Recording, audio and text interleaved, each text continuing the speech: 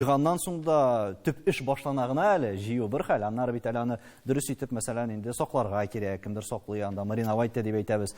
Пешерә, аннары җыйганда да кемдер төбеннән кисеп ала, кемдер инде тамыры белән үк бергә алырга мөмкин. Менә монда нинди серләр бармы? Мин инде үзем менә ничә ел, 30 еллап гөмбә җыйсам да, бары тик үзем белгән гөмбәләрне җыям. Менә хәзер апъяты башлана, но мин апъятыны җыйганым юк. Чөнки аның ложные бар, дөресе бар. Мин азык куркам.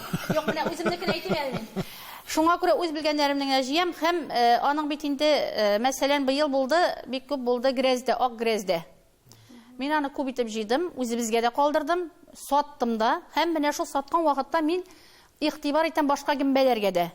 Бу инде мине сатучылар ачуланмасыннар, дөрес аңласыннар. Менә гөмбәнең бит астында теге йомшак губкасы бар бит инде. Аны ул инде ак кайын гөмбәсендә ул дәүрәк нибрә, теге дәүрәк гөмбәне алсалар, ул инде бөтенләй дә йомшап бетә. Менә шуны чиз тартмыйлар күп кеше.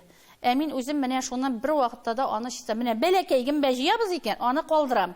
Ә инде менә грәздәме ул шул кайын гөмбәсеме? Зур үскән гөмбәләрдән чистартырга кирәк. Менә чистартып, дөрес итеп эшкәртергә кирәк. Аннан ары мин һәр вакытта да гөмбәне 3 тапкыр кайнатып, 3 тапкыр җуып, шушылай итеп грәздән инде 2 көн суда тотам мин менә.